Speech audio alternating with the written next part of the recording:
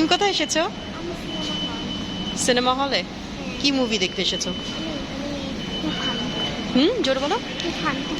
তুফান। তাই? যাও যাও যাও, ওই যে, ওই যে, ওই যে।